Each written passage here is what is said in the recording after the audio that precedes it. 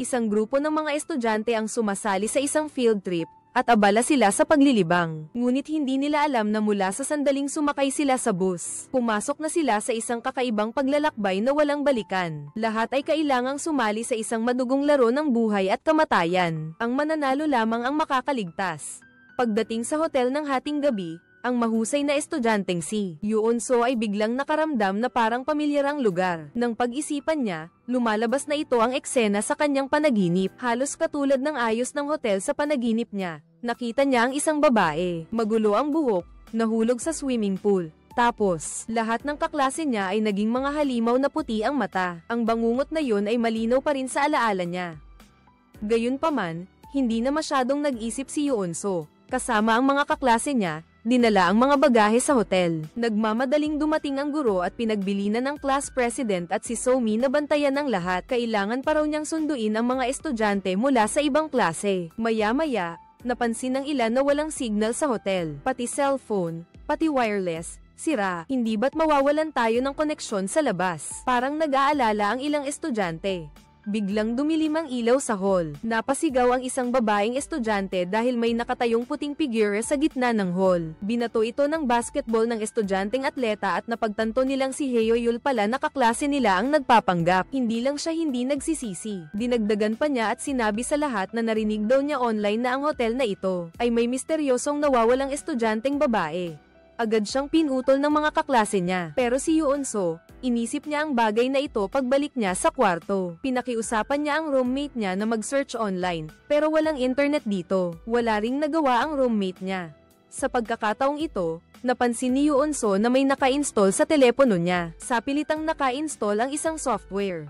Ganoon din sa telepono ng roommate niya. Isang mensahe ang lumabas sa screen, simula na ang laro. Pakisuri ang inyong mga propesyon. Hindi lang silang dalawa, lahat ng mga kaklase nila ay nakatanggap ng mensahe. Ang bawat isa ay nahahati sa mga propesyon tulad ng doktor. Hinihiling ng mga pulis na bumoto sila para piliin ang manlalarong lobo. Bago mag-alas 12 ng hating gabi, ang estudyanteng may pinakamaraming boto ang parurusahan. Sa una, akala ng lahat ay isa lamang itong nakakainip na laro, at karamihan ay pinipili ang kaklase na pinakaayaw nila, si Haeyoyul, ang nagpapanggap na multo na nakaputi. Pero may nararamdaman si Yoon-so na hindi tama. Malinaw na hindi makakonekta sa internet ang mga telepono ng lahat. Bakit biglang makakapag-download ng software? At nagagamit pa ito ng mga kaklase para magpadala ng mensahe sa isa't isa. Pati katabi mong roommate, nagtataka rin. Habang nag-iisip si Yoon-so, lalo siyang nababahala. Hinanap niya si Junhee, ang class president, sa opisina ng hotel. Hindi lang nawawala ang teacher na kasama natin, pati mga staff, walang nakakaalam kung nasaan. Sinubukan ni Yoon-so ang telepono, pero sayang, wala ring linya. Maya-maya, may isang misteryosong kaklase na lumapit at gustong imbitahan si Yoon-so sa pool. Hindi na siya nag-isip pa. Pagpasok niya, parang pamilyar sa kanya ang ayos. Biglang umilo ang paligid.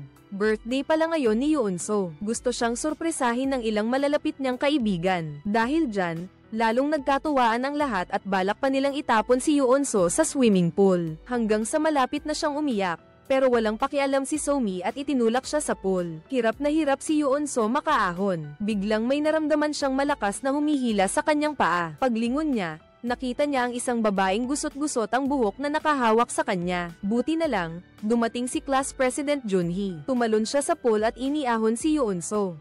Nang magkamalay ulit siya, nakita niyang nakahiga siya sa klinik. Kitang-kita pa rin sa isip niya ang kakaibang nangyari. Pero hindi niya alam kung paano ipapaliwanag. Sa tamang pagkakataon, pumasok si Somi kasama ang isang grupo ng mga kaklase. Umiiyak at humihingi ng tawad sa kanya. Hindi na gustong makipagtalo ni Yoon-so at pinatawad na lang siya. Pabalik na sana ang class president nang biglang umalingaw-ngaw ang anunsyo sa hallway. 1 minuto na lang at tapos na ang botohan. Nagmadali ang lahat na kunin ang kanilang mga telepono at napansin na may countdown timer sa screen. Hindi nagtagal, lumabas ang resulta ng botohan.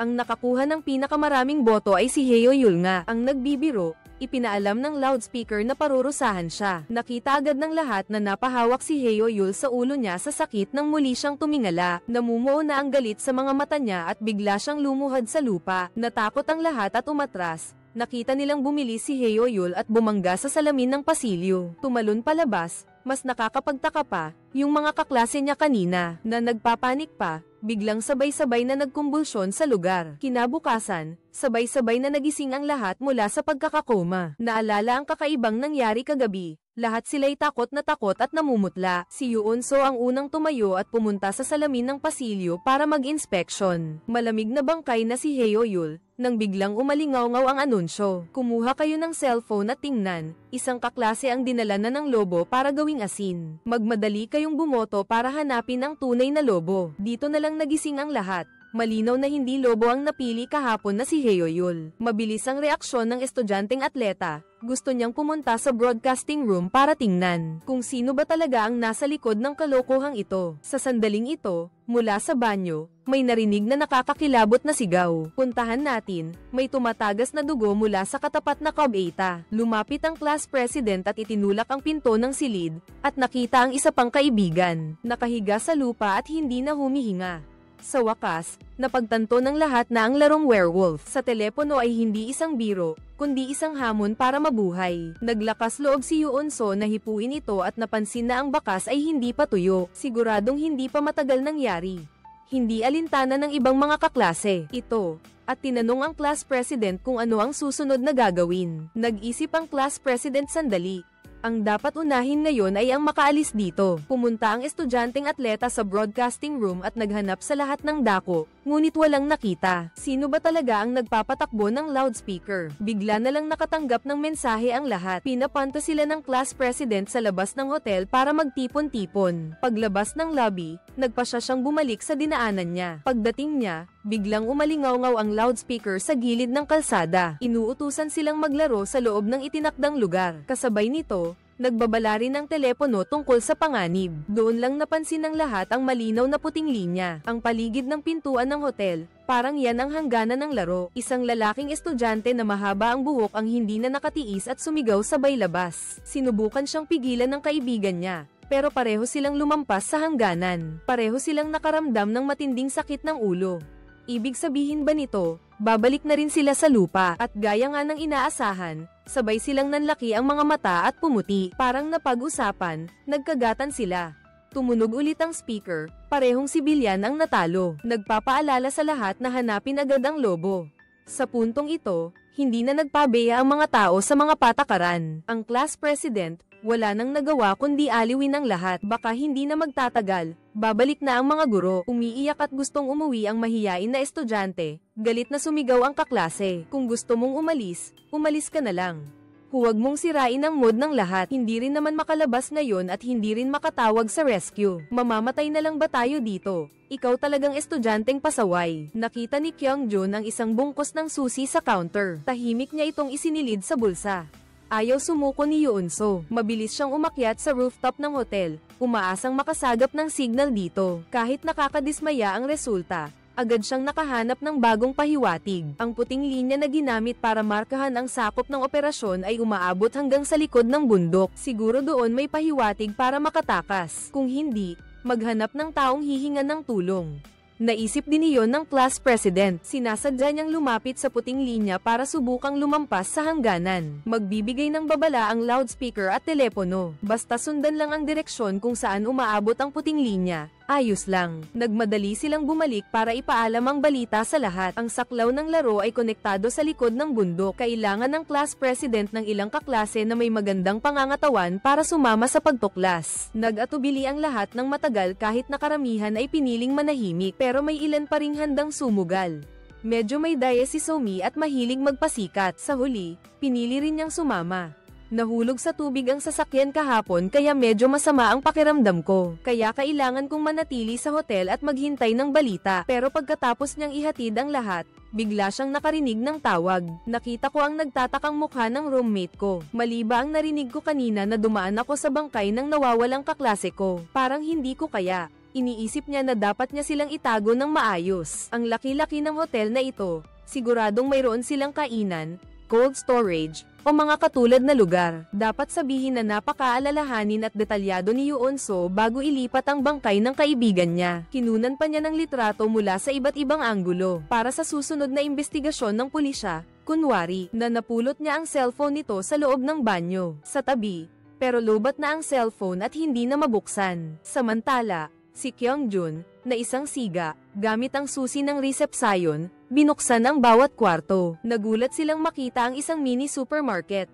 Mukhang hindi sila magugutom sa mga susunod na araw, Yuunso. Sa kabilang banda, sa tulong ng ilang kaklase, inilipat nila ang 4 na kaklase na pumanaw na sa cold storage. Sinuri ang mga telepono ng bawat isa at napansin na lahat ay lobat at patay. Samantalang ang mga telepono ng mga kaklase na buhay pa ay nagpapakita ng 56% na baterya. Simula kahapon, hindi pa rin nagbabago. Ang kakaibang sitwasyon na ito ay nagdulot kay Yuunso ng pagtataka na hindi niya malutas. Ang kanyang kasama sa kwarto na naglalaro sa computer ay nagkaroon ng ideya. Hindi kaya't ang espasyong kinaroroonan ng lahat ay hindi ang tunay na espasyo. At ang class president at ang iba pa ay naglakad sa kahabaan ng puting linya. Hanggang sa gitna ng burol, biglang nadulas ang isang babaeng estudyante at gumulong pababa. Nagdulot ito ng pagkabigla sa lahat hanggang sa makumpirma na hindi siya lumampas sa hangganan. Saka pa lamang nakahinga ng maluwag ang lahat at nagpatuloy sa paglalakad. Sa wakas, nakarating sila sa tuktok ng bundok, at natapos na rin ang sakop ng operasyon na iginuhit ng puting linya. Ito na ang dulo, isang kaklase ang tila may natuklasan, ngunit masyadong malayo ang distansya, kaya kinailangan niyang kunin ang kanyang camera. Nakita ang 2 figure na nakatayo sa malayo. Hindi nila napigil ang sumigaw para humingi ng tulong, pero kahit anong tawag nila, walang sumasagot. Doon nila napansin na umaandar pa rin ang progress bar ng imahe, pero nanatili pa rin sa parehong posisyon ang 2 tao, pati na rin ang mga ibon sa himpapawid. Posible kayang idinagdag lang ng isang tao ang tanawing ito. Hindi pa nila maintindihan ang nangyayari. Isang kaklase ang sumusuri sa hangganan sa gilid ng Dalesdis. Halos mahulog na siya. Natakot si Somi na madamay kaya dali-dali niyang binitawan ang kamay. Nagdulot iyon para mahulog siya sa labas ng hangganan at agad siyang nakaramdam ng matinding sakit ng ulo. Pagtingala niya, puti na ang nakikita niya. Ito ang parusa sa paglampas sa hangganan. Nakita na lang nila ang lalaki na tinatakpan ng kanyang mga mata gamit ang 2 kamay. Pagkatapos, gumulong siya pababa at sumabit sa isang patay na sanga, at namatay agad. Labis na nagdalamhati ang kanyang mga kaibigan sa lugar. Sa anong napakasamang lugar ba sila naroroon? Ang mga estudyanteng naghihintay ng balita sa hotel, ay nakatanggap ng balita na may namatay na kamag-aral. Mukhang hindi naging maganda ang pagtuklas sa likod ng bundok. Di nagtagal, bumalik sa hotel si Junhee, ang class president, kasama ang search team. Sobrang dismayado ang pasaway na estudyanteng si Kyungjun sa ipinakita nila. Hindi na nga nakahanap ng tulong. Nawalan pa tayo ng isang kaibigan. Pero hindi rin naman masasabing walang nakuha sa biyaheng ito. At least, sigurado na tayong tuluyan na tayong nakulong dito. Ang tanging magagawa na lang natin ngayon ay sumunod sa patakaran. Ang lahat ng tao sa hotel ay nahati sa 2 grupo. Ang doktor, pulis, at mga sibilyan ay isang grupo. Ang mga lobo na may hindi tiyak na bilang ay isang grupo. Isa lang sa 2 grupo ang makakatuklas at makakaubos sa kalaban. Ang hangganan na nagkulong sa lahat ay tuluyang mawawala. Humingi ng tulong si Kyungjun kay Dabam, ang pinakamagaling na estudyante sa klase, para hanapin ang paraan para makatakas sa larong ito. Ang pinakamalinaw na impormasyon ay ang pagboto bago mag-12 ng hating gabi araw-araw. Ito ang nag-iisang pagkakataon para paalisin ang lobong nagkukubli. Pero kulang ang impormasyon para mag-analisa, kaya wala ring nagawa si Dabam. Dismayado si Kyungjun kaya nagdesisyon siyang humanap ng ibang paraan. Inagaw niya ang telepono ni Dabam. Pinili niya ang pangalan niya sa botohan. Lumabas na hindi balido ang boto, pero hindi pa rin sumuko si Kyungjun. Pinilit pa rin niya ang daliri ni Dabam. Pagkatapos sa telepono, hindi pa rin balido. Hindi ko man alam kung ano ang prinsipyo, pero pinipigilan nito ang anumang pagtatangkang lumabag sa batas. Kung ikukumpara sa mga pasaway na estudyante, mas normal ang pag-iisip ng iba. Nagtipon ng magkakaibigan para pag-usapan kung sino ang nagtatagong lobo. May bomb-ulong, kahapon daw, nang bumoto ang lahat kay Heoyul. Dahil daw yun kay Yunha. May punto si Somi. Sigurado akong siya ang nagtatagong lobo. Gusto niyang alisin ang mas maraming kalaban hanggat maaari nang makita niya ang mga nagdududang mata ng lahat. Kaya't nagmadaling sinabi ni Yunha na si Somi ang nagtatagong lobo. Dahil nakita niya mismo si Somi sa bundok noong araw na iyon, na itinulak ang kaklase sa labas ng hangganan. Nagpaliwanag naman si Somi ng naguguluhan. Kung walang pumihil, Siguradong magsasapakan silang dalawa doon mismo. Mas makatwiran naman ang class president na si Junhee. Ayaw na niyang ipagpatuloy ang laro dahil kahit sino pa ang manalo, edi kalahati ng mga kaklase nyo ang mamamatay. Pumunta ang class president sa opisina para maghanap, nang biglang may narinig siyang tunog ng telepono. Sinagot niya ito, pero matagal bago siya nakarinig ng kahit ano. Bago pa niya may baba, tumunog naman ang isa pang telepono. Nang marinig ni Yoon-so ang ingay, tumakbo siya papunta. Parang nawala sa sarili ang class president, nakatayo lang. Sinubukan niyang sagutin ang telepono, pero inagaw ni Junhee ang receiver dahil peke ang lahat, pati ang mga cable ng telepono ay hindi nakasaksak. Paano nakakagawa ng ingay ang mga teleponong ito? Hindi ito maipaliwanag ng siyensya. Ang mas nakakapagtaka pa, binuksan ng kasama niya sa kwarto ang folder sa locker, pero wala itong laman. Lahat ng nangyari ay tila may nagplano ng maigi. Ang layunin ay mahulog ang lahat sa patibong ng laro, maghinala sa isa't isa hanggang sa tuluyang bumagsak. Kaya mas determinado si Junhee na sirain ang laro. Isang matapang na ideya ang pumasok sa isip niya. Balak niyang tipunin ang lahat sa lobby nang marinig niyang pinatawag ni Kyungjun si The Bomb. Kaya agad niyang dinala ang mga tao para sugurin ang minimart. At doon nga, nakita niya ang mga bully na nambubuli. Pinagsabihan ni The Bomb, isang estudyanteng atleta, si Kyungjun na huwag lumampas. Nakaramdam siya ng hamon kaya lumapit siya para makipag-away. Pero hindi niya akalain na kahit 3 bully ang magtulungan, hindi nila kaya ang isang estudyanteng atleta. Galit na galit si Kyungjun kaya kumuha siya ng gunting. Agad namang umawat ang class president na si Junhee. Sakto namang dumating si Yoon-so para pagsabihan si Kyungjun na huwag maging marahas. Hindi ka ba natatakot na iboboto ka ng lahat ng kaklase mo para parusahan? Pagdating dito, natakot siya kaya hindi lang siya tumigil, kundi tumugon pa sa panawagan na magtipon sa bulwagan. Lumabas na tinitipon pala ni Junhee ang lahat para kunin ang mga cellphone nila. Kung hindi makakaboto ang lahat, walang mapipili para parusahan. Sa tingin ng karamihan, maganda ang paraang ito, pero may tumutol din. Sa gitna ng pagtatalo ng lahat, kusang loob na inihulog ni Kyungjun ang kanyang cellphone. Dahil ginagawa nila yun, pati na rin ang class president, mahirap nang tumanggi ang iba. Para hindi manako, inilagay nila ang lahat ng cellphone sa loob ng plastic na lalagyan, at naghalinhinan silang magbantay. Malapit na mag-alas 12 ng hating gabi, lahat sila ay kinakabahan. Kung epektibo ang paraang ito, wala nang aalis pa. Nang tumapat ang segundo sa alas 12, walang lumabas na tunog sa speaker. Posible kayang nagtagumpay sila, pero agad namang nagbigay ng babala ang sistema. Ang manlalarong hindi bumoto ay parurusahan. Pagkatapos, may isang estudyanteng nahulog mula sa itaas. Kita tayo pa lang niya, may isa na namang kaklase ang nahulog. Taranta si Kyungjun at dali-daling kinuha ang cellphone sa bulsa niya. Lumalabas na kanina, habang kinokolekta ang mga cellphone. Palihim niyang kinuha ang cellphone ko at itinago sa kanya. Hindi rin mapakali ang iba at isa-isa silang tumakbo sa plastic na lalagyan para hanapin ang mga cellphone nila. Isa itong laban para mabuhay, para makakuha ng cellphone. Dahil walang nakakaalam kung sino ang susunod na parurusahan, kung ako ba o hindi. Biglang namatay ang ilaw sa hall dahil may isang kaklase na naparusahan. Hindi sinasadyang tinanggal ang cable ng kuryente. Ang tunog ng loudspeaker ay parang ang kampana ng kamatayan mula sa impyerno ay nagsisimula ng tumawag ayon sa numero. Ang kabayaran sa pagtawag ay ang sarili mong buhay. Nakakalungkot na karamihan sa mga namamatay ay mga ordinaryong tao. Isa lang ang manlalaro na lobo sa gitna ng kaguluhan. Hirap na hirap si Somi na agawin ang kanyang telepono. Ang unang ginawa niya ay bumoto kay Yunha. Ang may alitan sa kanya ay may namunguna. Hindi na rin nag-atubili ang iba na sumunod. Dahan-dahang bumoto si Yunha kay Somi pero hindi na niya nabago ang sitwasyon. Ang kanyang kaklase na may kakayahan pa rin ay nahanap ang telepono para kay Junhee at Yoon-so. Pero sa puntong ito, nahirapan silang magdesisyon kung sino ang babatuhan. Sa huli, pagkatapos mag-usap, nagdesisyon silang magpares para bumoto, para maging pantay ang boto ng lahat at walang mapili para bitiin. Hindi nagtagal, ang kaguluhan sa hall ay tuluyang hamupa. Ang mga kaklase na buhay pa ay bumoto na, at ang resulta ay hindi kataka-taka. Si Yunha ang nakakuha ng pinakamaraming boto habang umiiyak siyang tumakbo palabas ng hall. Biglang tumugtog ang musika, at muling nakatulog ang lahat tulad kagabi. Patuloy na sumalakay ang mga lobo habang nagigising ang lahat. Agad nilang natuklasan na may nawawala na namang kaklase. Malinaw na sa mga nakaligtas, mayroon pa rin kahit isang lobo. Marami ang nagtuturo kay class president, kung hindi dahil sa kanya at kinumpis kanya ang mga telepono. Hindi sana ganito karami ang biktima.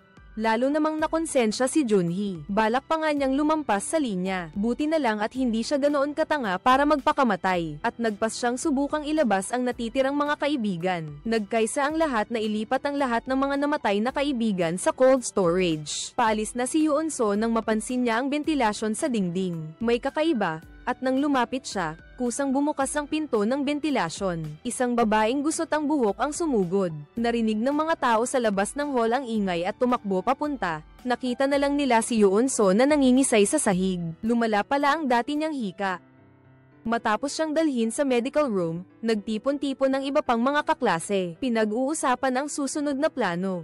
Ang tanging paraan ngayon ay hanapin ang nagtatagong lobo. Sa pagkakataong ito, may nagmungkahi na ang pulis at doktor ay kakampi ng mga karaniwang tao. Sinong nakakaalam, baka magkaroon ng himala dahil malalaman ng isa ang propesyon ng mga manlalaro. Ang itinalaga, kayang pigilan ng isa ang itinalagang manlalaro na mapatay. Sayang lang at hindi nila kayang ibunyag ang kanilang pagkatao. Kung hindi, siguradong hindi sila aabot sa susunod na gabi, dahil may karapatan ang mga lobo na patayin ng isang manlalaro kada araw. Muling nahulog ang lahat sa walang basehang paghihinala, kung saan may nagtanong kay Kyung-jun kung bakit niya itinago ang telepono. Baka gusto niyang ilagay sa panganib ang lahat para siya lang ang makaligtas. Agad namang depensa ni Kyung-jun at sinabing ang taong iyon ang nagtatagong lobo, at ginamit pa raw ang telepono para iboto siya. Agad namang sumunod ang dalawang tauhan sa likod niya. Muling umalingaw-ngaw ang speaker. Agad namang nataranta ang lalaking estudyante. Buti na lang at nanatiling kalmado ang iba. Hindi sila basta-basta sumunod kay Kyung-jun na lumabas ng silid.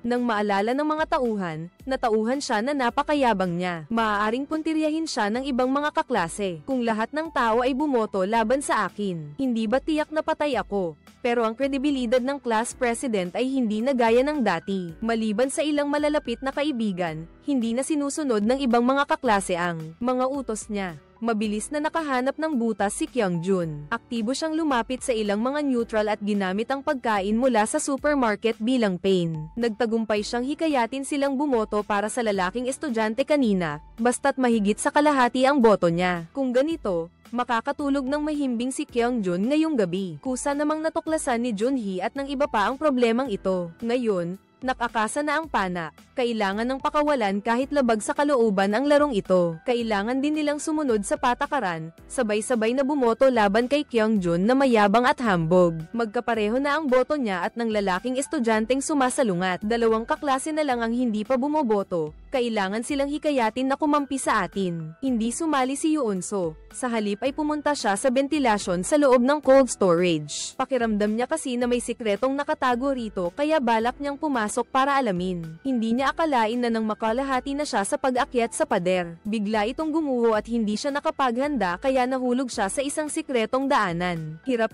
na tumayo si Yoon-so at naglakad hanggang dulo ng daanan. Sa screen, makikita ang napakaraming imahe mula sa mga camera. Lumabas na ang bawat galaw nila ay minamanmanan ng ilang tao. Biglang may dumaang anino sa pinto. Walang pag-aalinlangan si Yoon-so na habulin ito. Hindi niya akalain na pagkatapos niyang lumiko sa kaliwat kanan, mapupunta siya sa isang kakaibang lugar. Kahit saan siya lumingon, pareho lang ang nakikita niya. Habang naglalakad si Yoon-so, lalo siyang natatakot na parang naligaw sa isang malaking labyrinth. Gusto niyang gumamit ng app para magpadala ng mensahe sa roommate niya, pero lumalabas na failed ang pagpapadala. Sobrang nag-aalala si Yoon-so at pinagpapawisan. Pagkatapos niyang umikot ng ilang beses, bigla niyang napansin na may isang silid na nakabukas. Pagpasok niya sa silid, automatikong sumara ang pinto. Pagkatapos niyang kumalma, nagsimulang tumingin si Yoon-so sa paligid. Isang kahon na may kombinasyon na hindi nakalock ang nakakuha ng atensyon niya. Sa loob, mayroon lang lumang album. Sa mabilisang tingin, puro litrato ng mga estudyante. Sa nakaraang batch, kinayod ang mga mukha ng lahat sa litrato. Isang babaeng estudyante lang ang buo. Kasabay nito, dalawang kaklase ang nagbabantay sa may bentilasyon, naghihintay. Tagal nang walang balita kay Yoon-so. Ang kasama nila sa kwarto. Nag-alala sila at balak silipin sa loob ng bentilasyon. Sa gitna ng masikip na espasyo, tinawag niya si Yoon-so, pero walang sumasagot. Ang mas nakakapagtaka, dead end pala ang dulo ng daanan. Nagmamadaling kinatok ni Jongwon ang pader. Hindi niya alam naglalaro pala si Yoon-so sa secret room. Nagulat nang biglang may bumagsak na kahon. Nang siyasatin niya, natuklasan niya ang isang lihim na daanan na nakatago sa likod ng pader. Kakagapang pa lang ni Jongwon nang bigla siyang makarinig ng ingay mula sa daanan sa likuran. Si Yoon-so pala, nakitatagpo lang ng labasan. Ikinwento niya ang kanyang kakaibang karanasan. Kasabay nito, inilabas niya ang kakaibang litrato nila. Mas lalong naramdaman ni Yoon-so na pamilyar ang babae. Posible raw na siya ang multong nakita niya noon. Habang nag-uusap sila, nagmamadaling dumating ang class president na si Junhee. Para bang mas malala pa sa nakakita ng multo. Lumabas na ang kaibigan niya ay inakusahan ni Kyungjun na lobo dati. Ngayon, nakakuha na siya ng 6 na boto, mas marami pa ng isa kaysa kay Kyungjun. Nagmamadali silang hanapin ang 2 kaklase na hindi pa bumoboto. Pinapaboto nila kay Kyungjun. Si Yoojun, na walang sariling desisyon, ay papayag na sana nang pigilan siya ng katabi niya. Dahil hindi pa nila nakukumpirma kung sino ba talaga ang lobo. Ang bumoto ng basta-basta ay hindi pagiging responsable sa sariling buhay. Sa sobrang inis ni Somi, nanginginig siya, at si Woram naman ay namumutla. Siya at ang class president ay madalas tumulong sa iba. Nang makita nilang determinado ang kausap, nagalit sila at tumalikod. Pagbukas nila ng pinto, nakita nila ang isang kaibigan na nakikinig sa usapan. Pero ang mas importante ngayon ay habulin si Woram at payuhan na kumalma. Nakita niyang may punto ito, kaya naisipan niyang bumalik sa dorm para kumalma. Pero sa bagay na kasing halaga ng buhay, sino kaya ang makakapagkibit balikat na lang? Syempre, hindi rin nagpatinag si Kyungjun sa mini supermarket pero hindi niya kinumbinsi ang mga neutral, kundi pinuntahan niya si Mina, na parang hindi nakikisama, at pinakiusapan niyang ilabas si Woram. May paraan daw siya para malaman kung sino talaga ang lobo. Si Somi naman, kinukumbinsi pa rin ang kaibigan niyang iboto si Kyungjun. Nang maamoy ni Junhee na umiinit na ang sitwasyon, dali-dali niya itong hinayla palabas ng kwarto. Hindi ngayon ang tamang panahon para makipag-away sa iba. Balak sana nilang dalawa na pakalmayin si Woram, pero napansin nilang umalis na ito sa dormitoryo nang hindi nila alam. Kailan pa kaya naniwala si Mina sa kasinungalingan ni Kyungjun para palabasin si Woram? Pagkalabas niya, pagpasok pa lang niya sa kwarto, anabangan na siya ni Kyungjun at pinatulog gamit ang batuta. Nakita lang nilang nakangisi siya kay Mina, tapos isinara ng mahigpit ang pinto ng kwarto. Kaya pala, marahas na paraan ang ginamit ni Kyungjun para pilitin si Woram. Para umamin na siya ang lobong class president, at nag-aalala na rin ng isa. Hinanap na sa lahat ng kwarto sa paligid, pero hindi pa rin makita si Woram. Nagdesisyon silang maghiwalay para hanapin si Junhee. Sa cold storage, nagkataong nakita nila si Yoon-so at ang iba pa. Malamang na nasa panganib si Woram. Kailangan natin siyang hanapin agad. Syempre, bagbog sarado na si Woram kay Kyungjun sa mga oras na to. Sa una, balak pa niyang magtiis, hanggang sa ilabas ni Kyungjun ang isang maningning na kutsilyo. Tuluyan nang bumigay si Woram, at hindi na mapigilan ang paghikbi. Hindi nagtagal, biglang umalingaw-ngaw sa hall ang nakabibinging hiyaw mula sa speaker. Kasunod nito ang hikbi ni Woram. Inamin na naman niyang isa siyang lobo, at kagabi, sinaktan niya ang isa sa mga kaklase niya. Mabilis na napagtanto ni na Junhee at ng iba na si Woram. Ay siguradong pinipilit lang kaya niya nasabi yun. Kaya agad silang tumakbo papunta sa silid radyo. Pero nakakandado ang pinto at hindi nila agad mabasag. Kalmadong hindi nagpapanik, tumakbo si Yoon-so sa silid gamitan para kumuha ng malaking palakol. Kinuha ito ni Junhee at galit na pinagtataga ang kandado ng pinto at nakita nga nila si Woram na puno ng dugo. Natakot ang mga bully na estudyante ni Kyungjun sa kanyang aura. Tumayo sila ng tahimik sa lugar at hindi nang ahas magsalita. Hindi nila inaasahan na pagkatapos noon, tumunog ang telepono, lumalabas na 2 neutral ang bumoto kay Woram. Ngayon, dahil siya ang may pinakamaraming boto, malapit na siyang matanggal. Sumabog ang kanyang pagkadismaya at galit. Nagpasya siyang isama si Kyungjun, ang utak sa lahat ng ito. Pero sa mismong sandaling iyon, dumating ang parusa ng laro. Pumuti ang mga mata ni Woram, pagkatapos ay tinaga niya ang kanyang sarili gamit ang palakol. Kasunod nito, inanunsyo ng loudspeaker ang kanyang pagkatao. Hindi inaasahan, isa pala siyang lobo. Pero hindi na nagawang magulat ang lahat. Isa-isa silang tumakbo sa lugar na akala nilang ligtas. Kung hindi pa patay ang lahat ng lobo, may mamamatay pa rin sa gabi. Habang tumutugtog ang nakapapawing pagod na musika, nakatulog ang lahat. Mabilis na lumipas ang gabi. Nagising ang mga kaklase at narinig ang masamang balita mula sa loudspeaker. Ang girlfriend ni Yoojun ay pinatay ng lobo kagabi. Sabay-sabay na pumunta ang lahat sa silid kung saan sila nagtago. Nakita nila si Yoojun na yakap ang girlfriend niya. Umiiyak ng labis, kasama si Woram na ibinoto. Isang gabi, nawalan sila ng dalawang kaibigan, kaya kahit si Kyung-jun nakaramdam ng matinding pressure, kaya tinipon niya ang lahat sa hall.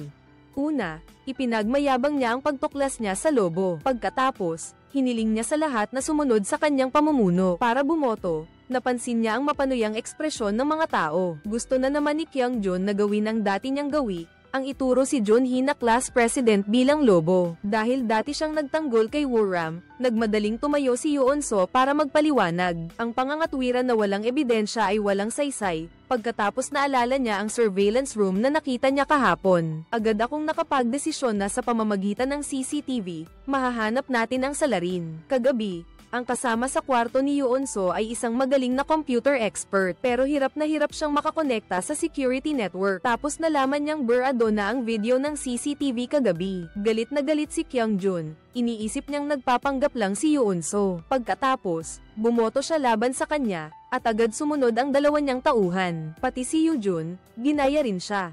Hindi inaasahan ni Yoon-so na makakatanggap siya ng 4 na boto, kaya nawala agad ang kanyang kalmado. Si Jongwon pa rin ang nagpaalala sa lahat na bumoto mamaya. May paraan daw siya para maibalik ang mga naburang video bago mag-alas 11, kaya hindi na nadagdagan ang boto ni Yoon-so. Dahil may relasyon siya kay Junhee, medyo hindi magkasundo si Somi at Yoon-so. Palihim niyang inuudyukan ang dalawang babae na bumoto para kay Yoon-so. Ang babaeng pilay ay may magandang relasyon kay Yoon-so. Agad niyang tinanggihan ang alok ni Somi. Samantala, nangako rin si Junhee kay Yoon-so na hindi niya hahayaang maparusahan ito ng laro. Bigla siyang nagkaroon ng ideya na baka makita ng fluorescent light ang mga bakas ng dugo na natira, kaya baka magamit ito para hanapin ang salarin kagabi. Pero napagtanto agad ni Junhee na noong nawala si Woo-ram kahapon, maraming tao rito ang natalsikan ng dugo, kaya natahimik si Yoon-so. Biglang tumunog ang telepono sa kanyang bulsa, si Jongwon pala, na nabawi na ang banor ang video. Agad na pumunta ang lahat sa monitoring room. Pero sa kasamaang palad,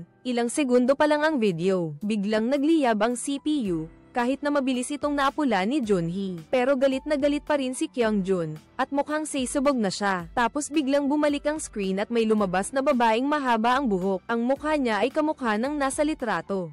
Ipinapakita nito na bukod sa kanila, may iba pang nilalang sa hotel na ito, at siguradong may kinalaman ito sa larong werewolf. Kaya naniniwala siya na ang paghahanap sa utak sa likod ng laro ang susi, dahil walang makakapaggarantiya na kahit manalo pa sa laro, makakaalis pa kaya sila dito. Sa huli, napapayag din ang lahat. Isa-isa silang pumunta sa pool sa screen, pero hinanap nila sa lahat ng dako. Hindi rin nila nakita ang babaeng mahaba ang buhok sa litrato. Si Kyung-jun ay nag-aalala. Malapit na mag-alas 12, hindi kaya balak nilang palampasin ang pagboto. Nang makita ang pag-aalala sa mukha ni Yoon-so, lumabas si Class President Junhee mula sa karamihan. Huminga siya ng malalim at sinabi ang nasa isip niya. Sa kabuuan, May 11th tao, si Yoon-so ay nakakuha ng 4 na boto. Sinabi niya sa lahat na iboto siya ng 4 na boto, kaya hindi lalampas sa kalahati ang boto ni Yoon-so, at hindi rin siya ang may pinakamataas na boto. Siguro may pagkakataon para maiwasan ang parusa. Medyo nag-aalangan man ang lahat doon, pero wala ng oras, kaya kailangan nilang sumunod. Nang sumapit ang alas 12 ng hating gabi, akala ng lahat ay epektibo ang paraang ito. Pero biglang umalingaw-ngaw ang loudspeaker at inutusan ng 3 hindi pa bumoto kay Yoon-so at Junhee na bumoto ulit at pumili sa kanilang dalawa. Kung hindi, lahat ay mapaparusahan. Agad nagkagulo sa eksena. Si Somi ang unang tumayo para piliin si Yoon-so. Minamadali rin ng iba na bumoto. Naalala ni Junhee ang pagtatangkang lusutan ng patakaran ng laro noon. Ang resulta ay mahigit kalahati ng mga kaklase nila ang namatay. Ngayon, sinusubukan niya ulit, pero nabigo rin siya. Sa sobrang desperasyon, kusa siyang tumayo at sinabing siya ang nagtatagong lobo. Kagabi, ako ang may gawa sa nangyari sa kaibigan natin. Ako rin ang nag-blur ng camera. Malinaw sa sinabi niya ang kanyang intensyon. Kaya bumoto ang dalawang natitira kay Junhee. Si Somi at Yoon-so ang hindi naniniwala, pero hinayla pa rin sila ng iba nilang kaklase. Mabilis na nag-iisa si Junhee sa pool. Unti-unting pumuti ang mga mata niya, at pagkatapos ay tumalon siya sa pool. Kawawang Junhee, ganoon na lang siya nawala habang ang lahat ay mahimbing na natutulog. Ang nagkukubling lobo ay lumantad na sa wakas, at walang iba kundi ang mapanlinlang na si Somi. Bumalik ang oras sa unang gabi sa hotel. Nang mahimbing nang natutulog ang lahat ng kaklase, ilang estudyante, kasama si Somi, ang sabay-sabay na nagising. Lumabas na ang mga tunay nilang pagkatao ay mga lobo, at kailangan nilang magpasya ayon sa patakaran ng laro. Isang manlalaro bago mag-alas 6 ng umaga bukas, kung hindi, may isang lobo na papatayin. Marami na tayong taon na nag-aaral ng magkakasama. Paano natin masasabing papatayin na lang basta? Lumipas ang oras hanggang alas 6. Sa labas ng pinto, biglang may ingay. Namumula ang mga mata ng isang manlalarong lobo. Paulit-ulit na inuuntog ang ulo sa pader. Hindi niya inaasahan na ganito kabilis darating ang parusa ng laro. Ito rin ang estudyanteng namatay sa banyo. Sa unang gabi pagkatapos mangyari ito, pinatay ng mga lobo ang isa kada araw. Sinong kaklase ang may pinakamataas na posibilidad na maging ordinaryong tao? Ang masaklap pa, ngayong gabi namatay ang crush ni Somi. Hindi na niya mapigilan ang galit niya. Nagdesisyon siyang siya mismo ang papatay kay Yoonso. Pero pagkaangat niya ng palakol, ipinaalala sa kanya sa loudspeaker na dapat aprobahan ng lahat ng lobo ang target na papatayin. Pumayag ang mga lobo kaya napilitan si Somi na ibaba ang palakol. Pero kahit may mga patay ng lobo, mas marami pa rin sila kaysa isa. Kinabukasan, paggising ng lahat, agad na tumakbo si Yoonso sa swimming pool at nakita si Junhee na lumulutang. Tumalon siya sa tubig para iligtas ang kaibigan niyang nanlalamig na. Puno ng pagsisisi at paninisi ang puso niya. Alam ni Yoonso na umalis si Junhee dahil sa kanya. Gamit ng manlalarong doktor ang kasanayang pagaling para kay Junhee bago ang botohan kagabi kaya hindi siya maaapektuhan ng parusang ito. Pagkasabi nito, muling nabuhay si Junhee sa isang himala na mahirap talagang ipaliwanag sa pamamagitan ng siyensya. Hindi makapaniwala si Yoonso at niyakap siya habang umiiyak. Nakita ng dalawang estudyanteng pumasok sa banyo si Jinha na naglalaban ng damit sa lababo. Biglang inanunsyo sa loudspeaker na pinatay ng lobo si Songbin kagabi. Nang marinig ng lahat ang balita, nagtakbuhan sila para tingnan at nakita nga nila siyang nakahiga sa lupa na puno ng dugo. Sa puntong ito, may nakapansin na si Jinha ay may mga bakas. Posible kayang siya ang lobo. Nag-aalala siya at malapit nang umiyak. Siya at si Songbin ay parehong tauhan ni Kyungjun. Silang dalawa ay laging magkasama. Nang magising siya ngayong umaga, natuklasan ni Jinha na patay na si Songbin at may malaking bahid pa ng dugo sa kanya.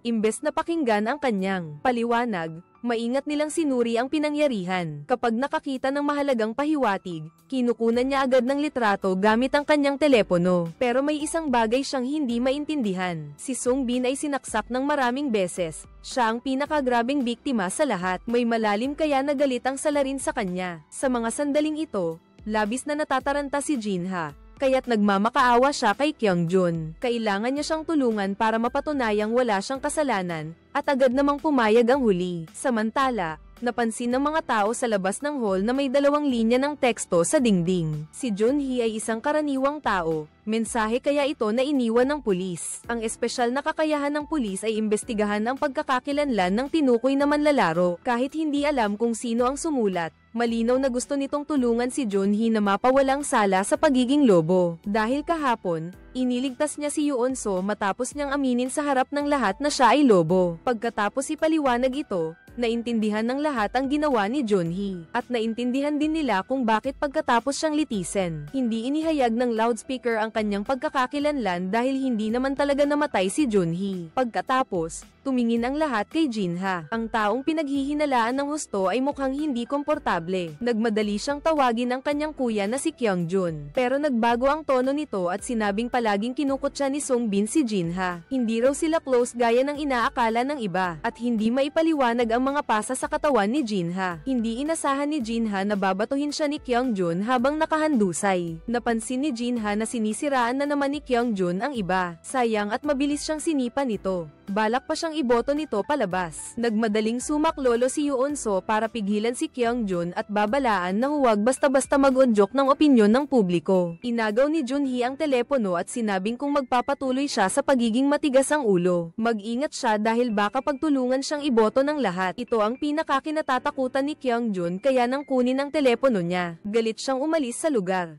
Muling nagpaliwanag ng malakas si Jinha. Hindi ko talaga sinaktan si Songbin. Malapit na niyang mahanap ang salarin. Sana huwag muna kayong bumoto sa ngayon. Napansin ni The Bomb na may pulis. Pwede raw gamitin ang kakayahang mag-imbestiga ng 1 beses kada araw. Bakit si Junhee lang ang ibinunyag? Pero walang pakialam ang mga tao dyan. Ang nakikita lang nila ay ang kalupitan ni Kyungjun para makatakas. Kahit patalikuran ng matalik na kaibigan na si Mina, Pakiramdam niya mas lalo siyang nagiging kaina-hinalang lobo. Siyempre, hindi lang siya ang nag-iisip niyan. Palagi namang iniisip ni Jinha na may paninindigan si Kyungjun. Ngayon biglang nagbago. Siguradong may sikretong hindi pwedeng sabihin. Maingat niyang inalala ang nangyari kagabi. Alam niya ang pinagtataguan niya. At si Sungbin, si Kyungjun lang din. Bigla na lang may ingay sa labas. Sakto namang palabas si Kyungjun. Tahimik na sumunod si Jinha sa likod niya at nakita niyang kumuha ito ng isang balot sa loob ng fire cabinet. Pagkaalis nito, dali-daling binuksan ni Jinha ang cabinet sa loob. Isang palakol na may dugo pala. Si Kyungjun nga kaya ang tunay na salarin kagabi. Si Yujun naman, inaalala pa rin ang kanyang girlfriend. Nawalan na siya ng ganang mabuhay kaya gusto na niyang magpakamatay. Pero nakita niya si Kyungjun na may dalang bag at nagmamadaling dumaan. Sa likod naman ay palihim na sumusunod si Jinha. Kaya naman, dahil sa kuryosidad, sinundan din niya si Jinha papunta kay Kyungjun sa isang abandonadong bodega. Hindi niya inaasahan na susugurin siya mula sa likod. Mukhang napansin na pala niyang may sumusunod sa kanya. Nakita niya sa bag na dala ni Kyungjun ang jacket na may dugo. Hinala niya, pumunta siya roon para itago ang ebidensya. Sabi ni Kyungjun, pinagbibintangan din siya. Habang nag-aaway silang dalawa, bigla nilang napansin na may nagtatago sa labas. Kaya agad silang lumabas para hulihin si Yujun. Ang lalaking ito ay isa ring matigas ang ulo. Mariing sinasabing sina Kyungjun at Jinha ang pumatay sa girlfriend niya. Sa gitna ng pagtatalo, nauntog ang ulo ni Yujun sa semento. Nawalan siya ng kakayahang kumilos. Alam ni Kyungjun na mahirap magpaliwanag ngayon, kaya't desperado siyang ituloy ang ginagawa niya at direktang binato ng ladrilyo si Yujun. Siyempre, hindi rin maaaring tumayo lang si Jinha at manood, kaya't wala siyang nagawa kundi kunin ang ladrilyo at ibato ng malakas. Sa kabilang banda, tinawag ng class president si Somi sa kwarto. Hinihiling sa kanya na huwag nang targetin si Yoonso.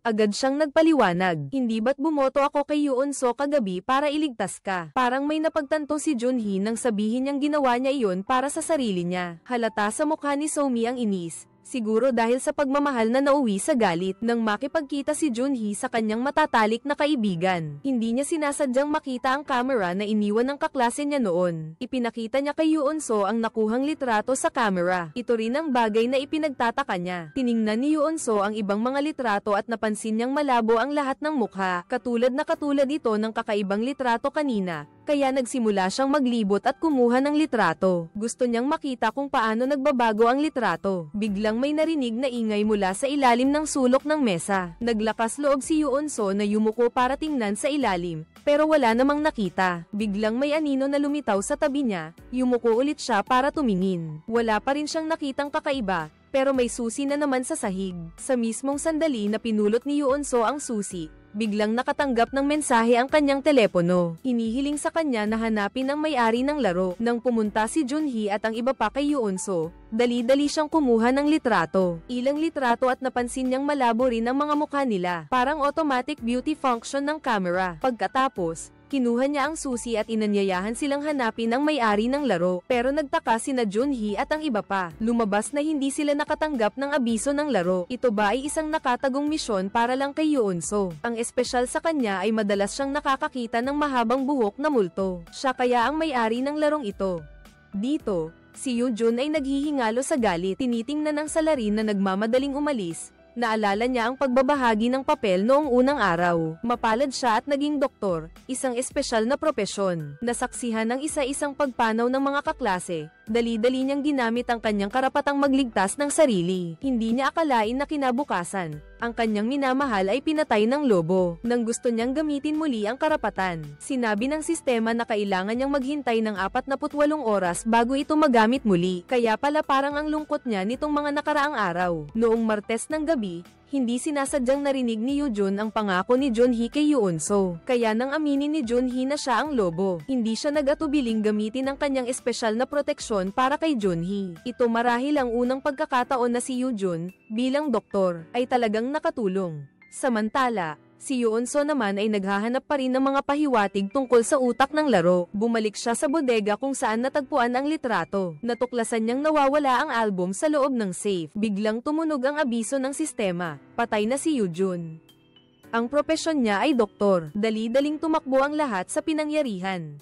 Maraming bakas ng labanan dito. Hinala ni Yoonso, may gumawa nito sa kanya, hindi parusa ng laro. Matapos ilipat ni na Junhee at ng iba pa siya mula sa pinangyarihan. Sinimulan ni Yoonso na mangalap ng mga pahiwatig. Ang mga bakas ng paa sa sulok ng dingding, kailangang kunan ng litrato para itago. Hindi pa man naiintindihan ni Jinha ang nangyayari. Napansin na ni Yoonso ang sugat sa kamay niya. Sa pagkakataong ito, wala nang maitatanggi si Jinha. Gusto niya sanang idawit si Kyungjun. Nasabi ni Kyungjun na hindi ba't siya ang pumukpok sa kanya ng ladrilyo. Napansin agad ni Yoonso at ng kasama niya sa kwarto ang pagkakamali. Hindi naman nila sinabi na ladrilyo ang ginamit na armas, saka sa pinangyarihan ng krimen. Mayroon ding bakas ng paa na walang cushion. Siguradong si Kyungjun yun, at wala na siyang may dadahilan. Kaya kay Jinha na lang niya ibinunton ang galit niya.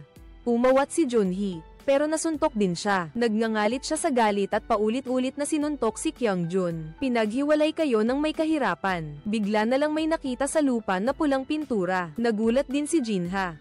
Hindi rin niya alam kung bakit mayroon siyang ganito. Agad na lumapit si Kyungjun at buong pagtitiyak na sinabi na si Jinha ang sumulat ng mga letters sa pader. Tanging ang mga lobo lang ang gumagawa ng mga bagay na sumisira sa pagkakaisa. Hindi nagpadala si Junhee sa kanya at sinabing isa rin si Kyungjun sa mga salarin. Napagdesisyon ng ikulong muna kayong dalawa at pag-usapan kung sino ang dapat iboto. Si Mina ang nagpresentang papagbigayan kay Kyungjun ng susi ng supermarket. Paano kung bigla na lang siyang tumakas? Kinapa ni Somi ang bulsa niya, pero wala sa kanya ang susi. Mabilis na umaksyon si Jongwon. Iminungkahi niyang kunin ang mga cellphone nilang dalawa para hindi sila makatakas. Dahil ang mga hindi bumoto pagsapit ng alas 12 ng hating gabi ay paparusahan ng sistema. Malinaw na naalala ng lahat ang panuntunang ito. Kahit ayaw ni Kyungjun at Jinha, wala silang nagawa laban sa galit ng lahat. Napilitan na lang silang ibigay ang kanilang mga cellphone. Pagkatapos nilang ikulong ang dalawa, palihim na hinanap ni Mina at Somi si Dabam. Inalok nila ang tatlo na magtulungan para kunin ang susi ng supermarket kay Kyungjun. Dahil hindi kayang sirain ng palakol ang rolling door. Iyon ang pinakamagandang taguan sa gabi. Habang maghiliw namang ginamo ni Yoonso ang sugat ni Junhee. Hindi sinasadyang nakita niya ang alkohol sa mesa. Hindi ba't iyon ang ginagamit ng pulis para sumulat sa pader? Sa paglubog ng araw, nagtipon ang lahat para tukuyin ang iboboto. Umaasa pa rin sila na mahuhusgahan nila sina Kyungjun at Jinha. Sino nga ba ang werewolf? Iminungkahi ni Somi na huwag ibalik ang mga telepono para mapatay ang dalawang mamamatay tao. Pero nag-aalala si Junhee na baka may madamay na inosenteng sibilyan. Mapapahamak tayo. Kaya iminungkahi ni Somi na magpatulong sa pulis. Gamitin ang kakayahan sa pag-iimbestiga. Agad namang tumutol si Yoonso. Huwag na huwag ipapaalam ang pagkatao ng pulis. Kung hindi, papatayin sila ng aswang ngayong gabi. Samantala, nakakulong sina Jinha at Kyungjun sa kwarto. Paminsan-minsan silang sumusulyap sa orasan. Ang hirap talagang maghintay ng kamatayan. Malapit na mag-alas 12 ng hating gabi. Sa wakas, nakapagdesisyon na sina Junhee at ang iba pa. Para makasiguro, pinahanap niya sa lahat ang pagtataguan. Ako naman, isasauli ko na yung mga telepono ninyo. Pero si Dabam, nagkusang mag-alok sa kanya at kay Junhee na magbigay ng tig-isa. Wala namang nag-isip ng kung ano. Nagsimula ng mag-isip ng malalim kung saan magtatago. Ito lang ang paraan para hindi mapatay ng werewolf. Hindi nagtagal, itinulak ni Junhee ang pinto ng kwarto para isauli ang telepono kay Jinha. Ang unang ginawa niya pagkatapos matanggap ang telepono ay bumoto kay Kyungjun. Pero pagkatapos noon, sunod-sunod na tumunog ang telepono. Ibig sabihin, lahat ay bumoto kay Jinha. Ito pala ang resulta ng napag-usapan nila dahil mas kakaiba ang kinikilos ni Jinha. Bukod sa nananakit, nagpapanggap pa siyang pulis.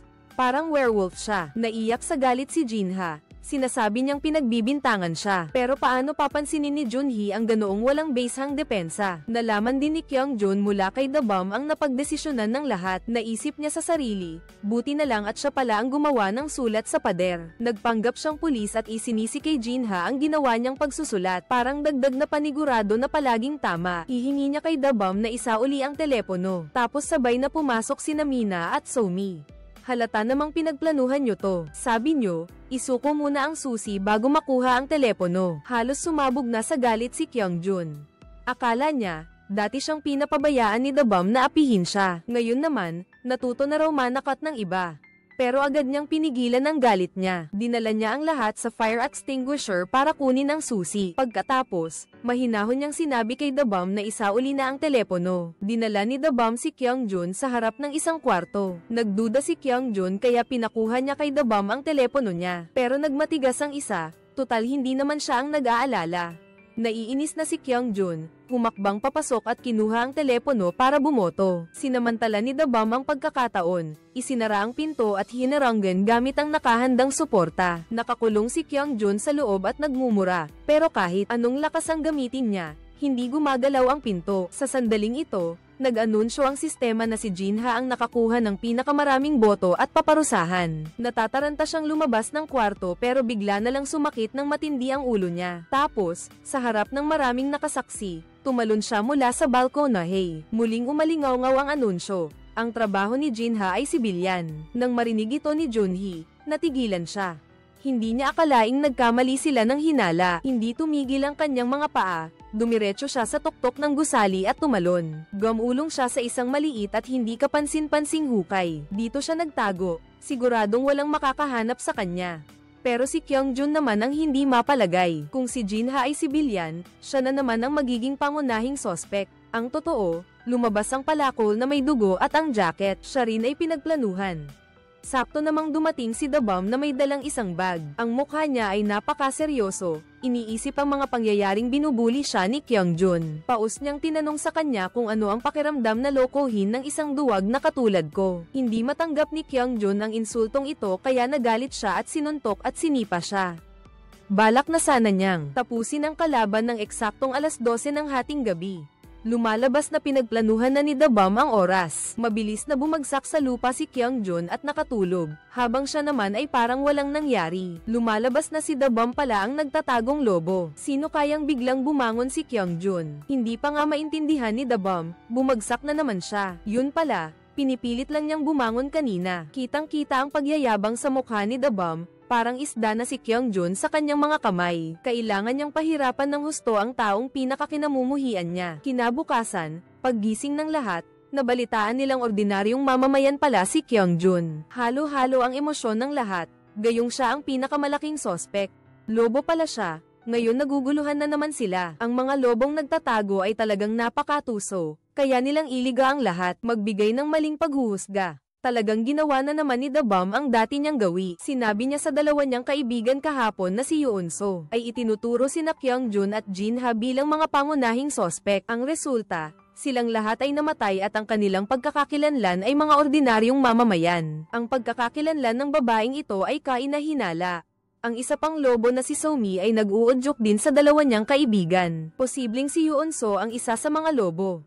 Si Mina ay may sariling pag-iisip. Tinawag niya si So-mi sa maliit na supermarket na walang tao. Bigla niyang sinabi na si Dabam ang lobo, kaya pinatay ni So-mi, pagkatapos nakinig kay Mina na nagpapaliwanag. Kahapon, tayong tatlo lang ang nakakaalam na nakakulong si Kyung-jun sa bodega. Kung hindi ikaw at ako, si Dabam na lang ang natitira. Medyo nataranta si So-mi. Hindi niya alam kung paano ipagtatanggol ang kasamahan niyang lobo. Sa pagkakataong ito, nagkataong dumaan sina Yeonwoo at Yoon-chan. Nagulat silang dalawa kung bakit may susi kayo ng supermarket. Namutla si So-mi, hindi niya masabi na pinilit nilang ipaabot ni Kyung-jun kahapon. Kung ganoon, siguradong paghihinalaan siyang salarin. Sa gitna ng pagpapanik, hindi niya alam kung paano magpapaliwanag. Nakabuo si Yeonwoo ng isang nakakatakot na conclusion. Gusto niyong dalawa na angkinin ang pagkain dito. Nakahinga ng maluwag si So-mi at sinabing kung anong gusto ni Yeonwoo, kunin na lang niya. Si Yoon-so naman, si Junhee at ang iba pa ay nakatuon sa misyon. Hinahanap ang nagkokontrol ng laro. Hinalughog nila ang buong opisina. Sa wakas, nakakita sila ng isang kaina-hinalang kabinet, mahigpit na nakakandado. Hindi rin ito mabuksan ng susi ng misyon. Nagpasya si Junhee na pumunta sa bodega para maghanap ng gamit na pangbukas ng pinto. Di sinasadya niyang nakita ang telepono ni Kyung-jun sa sulok ng dingding. Samantala, sa opisina, biglang nakarinig si Yoon-so ng kalabog mula sa istante ng mga dokumento. Kusang bumukas ang kandado at tumambad ang isang lumang kahoy na kahon. Saktong nabuksan ng susi ng misyon ang tansong kandado. Sa loob ay isang litrato lamang. Lumalabas na litrato pala ito ng buong klase nila. Sabay-sabay silang nakatanggap ng mensahe na nagsasabing si Park Se-yoon ang nagkokontrol ng laro. Biglang bumalik ang isang alaala na matagal nang nakatago. Lumabas na may kaklase pala tayo na nagngangalang Park Se-yoon. Ang resulta, nagpakamatay at lumangoy sa ilog kasama ng mga isda. Yung kinamot na litrato na nakita ni Yoon-so dati. Ang nag-iisang hindi kinamot ay si Park Se-yoon. Pero hindi natin alam kung bakit ang alaala ng lahat tungkol sa kanya ay nakakulong. Walang nakapansin na ang litratong ito ay kuha pala sa klase natin. Hanggang sa natapos ni Yoon-so ang misyon, saka lang nabuksan ang alaala ng lahat. Ngayon, mas lalo tayong nagtataka kung paano isinagawa ang pagkulong sa alaala. Matagal nang patay si Park Se-yoon, paano niya masisimulan ang laro? Ano ang pakay niya? Mabuti ang relasyon niya kay Yoon-so, kaya siguro marami siyang alam.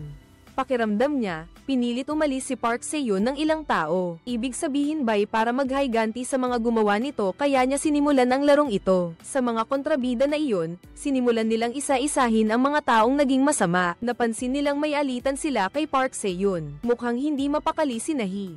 Tinawag niya si So-mi sa labas. Umiiyak niyang sinabi na gusto niyang humingi ng tawad kay Park Se-yoon kasama siya. Sa anumang paraan, may kinalaman tayo sa pagkawala niya. Si So-mi, halos mabaliw na sa paghingi ng tawad. Biro lang naman yun noon, tsaka patay na siya. Hihingi pa ba tayo ng tawad sa multo? Pagkaalis, palihim na naghanap si So-mi kay The Bomb para pag-usapan. Kung ano ang gagawin nila, nag-aalala siya. Baka hindi kayanin ni Nahi ang pressure at ibunyag ang tungkol sa pambubuli. Park Se-yoon, lumalabas na kasali rin si The Bomb dito. Mukhang tama nga ang hinala ni Yoon-so. Sinimulan ni Park Se-yoon ang larong ito para maghiganti. Lahat ng mga nangbuli sa kanya, lahat sila ay napunta sa papel ng lobo. Hindi na mahiyain si The Bomb ngayon.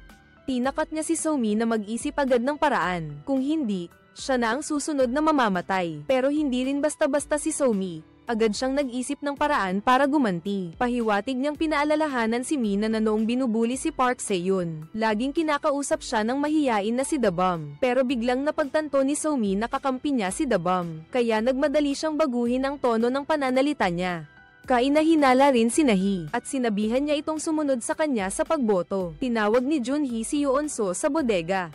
Natagpuan niya raw doon ang cellphone ni Kyung-jun. Sa likod ng pinto, may bakas na sinira. Pareho nilang naisip na si The Bomb ang huling nakakita kay Kyung-jun. Kahapon, malapit na maghating gabi, nagtipon ng mga estudyanteng nakaligtas para bumoto. Ininterogan ni na Junhee at Yoon-so si The Bomb. Ikaw ba ang huling nakakita kay Kyung-jun kahapon? Natakot si The Bomb kaya isinama niya sina So-mi at Mina. Sabi raw nila, sabay-sabay silang pumunta para makita si Kyung-jun. Doon lang daw napagtanto ni na Yoon-chan at Yeon-woo na yung susi ng supermarket ay ninakaw pala nila kay Kyung-jun. Nagkaila naman si So-mi. Sabi niya, nakita raw niya mismo na itinago ni Kyung-jun yung susi sa loob ng fire hose cabinet. Tiningnan siya ng lahat ng may pagdududa. Tapos naalala nila na may alitan din pala si So-mi kay Park Se-yoon. Sinubukan ni So-mi na magpakalma, tapos bigla niyang kinuha yung cellphone niya para bumoto kay Nahi. At sinabi niya na si Nahi raw ang nagpakalat ng sensitibong video ni Park Se-yoon. Tumango rin si Mina bilang pagsang-ayon. Taranta namang sinabi ni Nahi na gawa-gawa niya lang daw yon. Bakit daw ako ang sinisisi? Pero ang paliwanag niya ay walang kahit anong kapani-paniwala. Nang makita niya ang nagdududang mga mata ng lahat, biglang naging determinado si Nahi. Kung gayon, tingnan natin kung sino sa ating dalawa ang lobo. Pagkasabi niya noon, kinuha niya agad ang kanyang telepono. Pagkatapos noon, biglang umalingaw-ngaw ang loudspeaker. Ginamit ng pulis ang kanyang kakayahan sa pagsisiyasat. Si So-mi ang lobo. Natigilan ng lahat. Hindi nila inaasahan na ang pulis na tahimik lang ay si Nahi pala. Nanginginig sa takot si So-mi. Nang makita niyang isa-isa siyang kinokondena ng mga kaklase niya, tuluyan na siyang bumigay. Ayoko ring maging lobo. Pinagtatawanan siya ng lahat. Talaga bang gusto mong iligpit kaming lahat? Si So-mi ay kay Junhee lang makakalapit. Ang pinakamadaling kausap, para magmakaawa, pero bumoto pa rin siya laban sa kanya. Kinuha rin ng iba ang kanilang mga telepono at ginaya siya. Lumapit si The Bomb at itinulak si So-mi na sinusubukang pigilan ng pagboto ng lahat. Tinitigan niya ito ng masama at sasabihin na sana nalobo rin si The Bomb. Biglang sa mukha ng dugo, Nagbabala ang sistema na huwag ibunyag ang pagkatao ng lobo. Hindi na nakapagsalita pa si Somi. Nakahinga ng maluwag si The Bomb.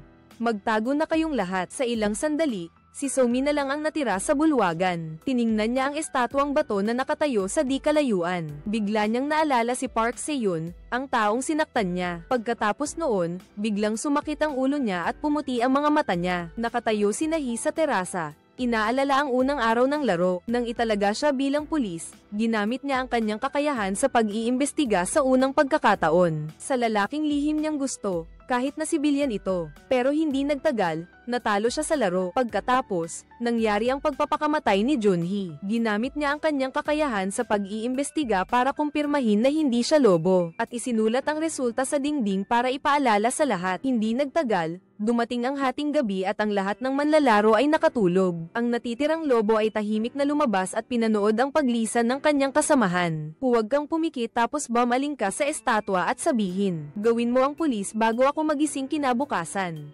Maririnig ng lahat na si Nahi ay sinalakay ng lobo. Si Junhee ang unang tumakbo sa lugar ng krimen. Gumuho siya at bumagsak sa lupa. Ang pagkawala ni Nahi ay malinaw na isang malaking pagkabigla sa kanya. Ang ibang mga tao ay nagtipon sa bulwagan. Ngayon, kakaunti na lang ang natitira. Kahit sino ay maaaring mapatay susunod, ngunit walang bakas ng lobo. Muling nalugmok ang lahat sa pagkalito.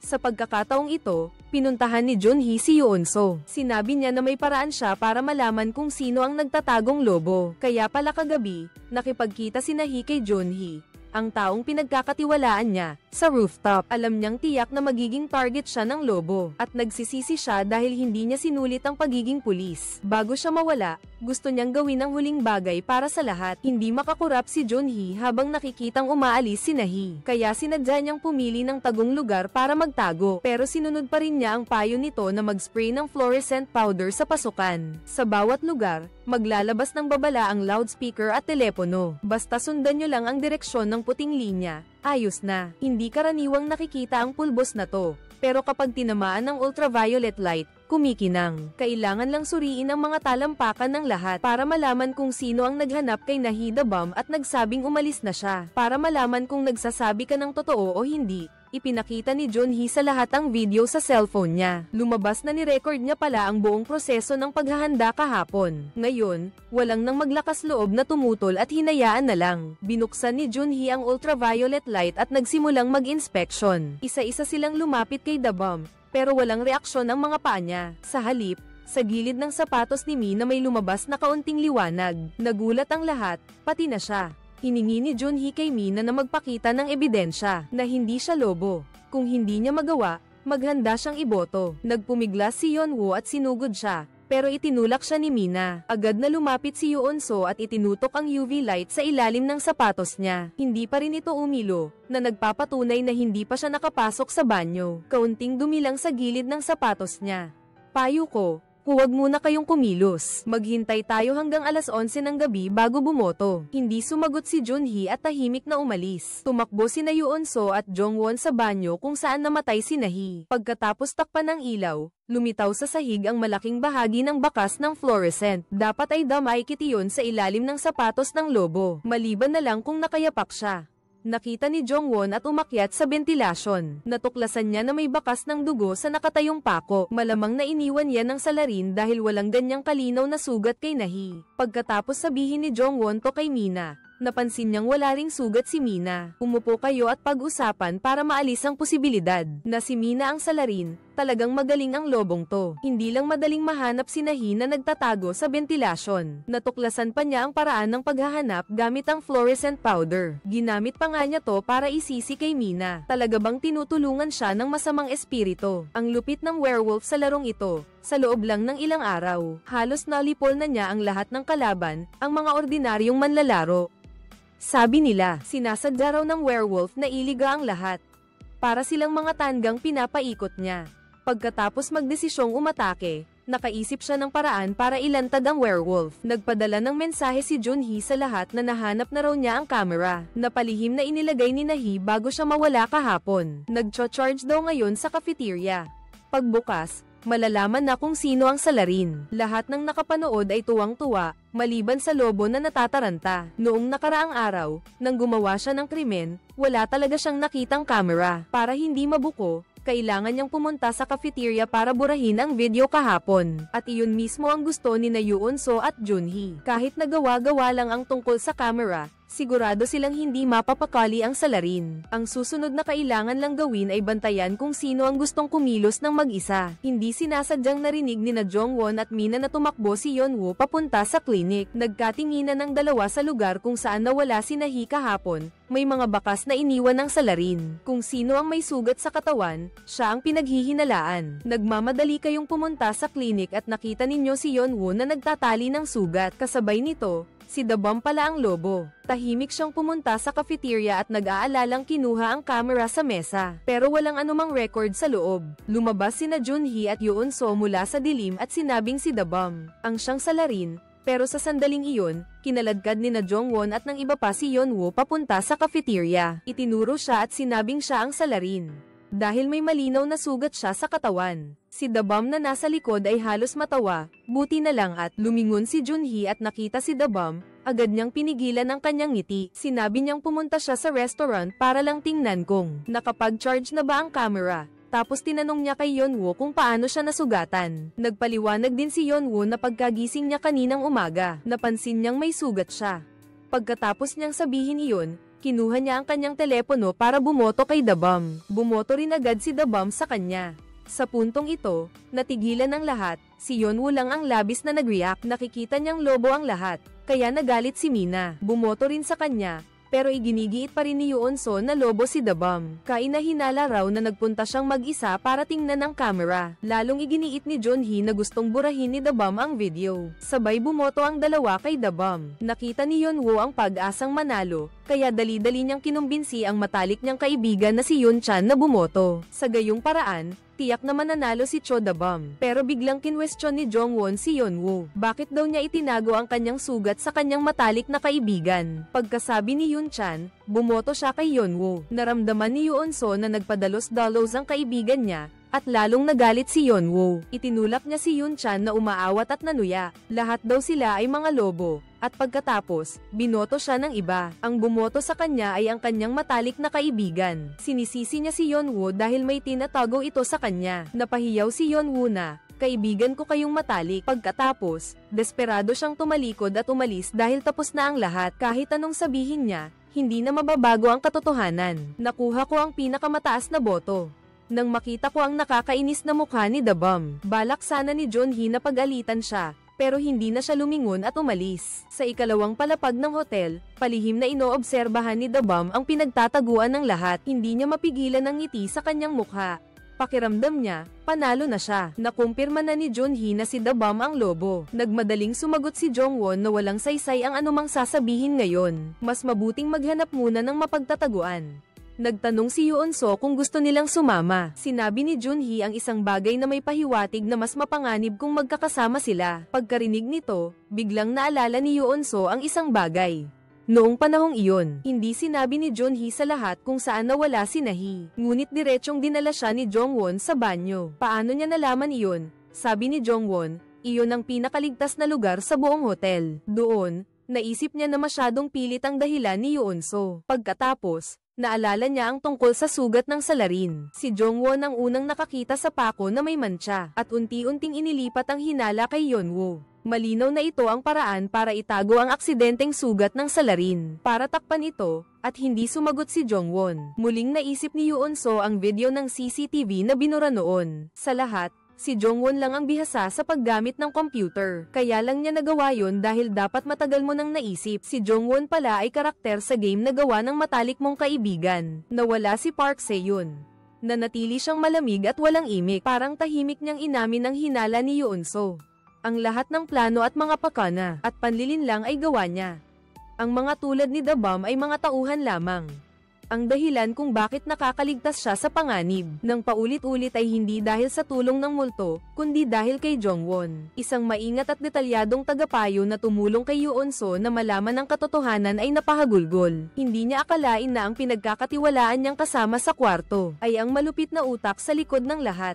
Kasabay nito, naghahanap ng mapagtataguan si Junhee. Sakto namang nakita niya ang palihim na figure ni The Bomb. Tahimik niya itong sinundan papunta sa banyo. Lumabas na ang loob ng Cub 8 ay puno ng mga gamit. Sapat na ito para patunayan na si The Bomb ang nagtatagong lobo. Balak ni Junhee na tapusin na siya roon mismo. Pero sa huli, hindi niya nagawa dahil nakita niya ang mga nagpapatong-patong na sugat kay The Bomb na gawa ni Kyung-jun at ng mga goons.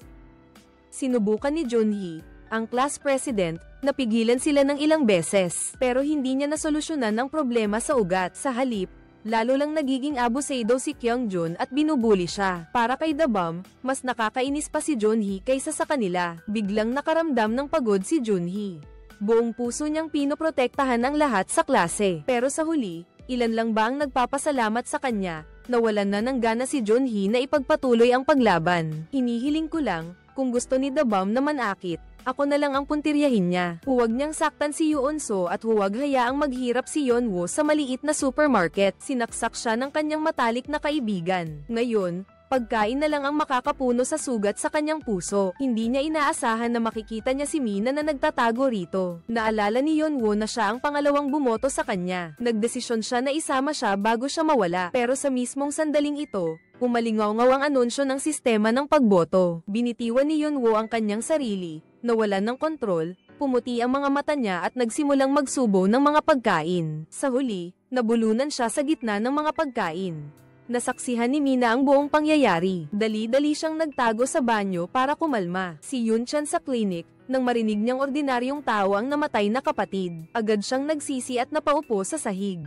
Samantala, umiiyak pa rin si Yoon-so sa harap ni Jongwon. Pakiramdam niya, pagod na siya at ayaw na niyang maglaro. Sa tunog ng nakakahipnotismong musika, nakatulog siya sa sobrang pagod. Si The Bomb naman sa banyo, balak ng patayin si Junhee. Ipinaalala ng sistema na kailangan niya ng lahat ng lobo para sumang-ayon bago siya kumilos.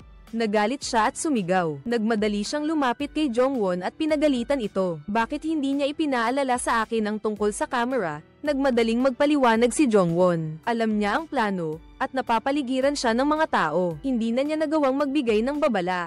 At saka, siya rin ang nag-udyok. Ang relasyon ni Yeonwoo at Yoon-chan ang nagligtas sa sitwasyon. Napilitan si The Bomb na huwag nang mag-usisa pa. Sabi niya, natuklasan na ni Junhee ang pagkatao niya. At saka, nawala si Yeonwoo, kaya siya ang naging pangunahing sospek. Kahit sino ang patayin niya, hindi na niya maayos ang sitwasyon. Ang tanging paraan na naisip niya ay patayin ang lahat ngayong gabi. Parang hindi sinabi ng sistema na isang gabi lang ang pwedeng patayin.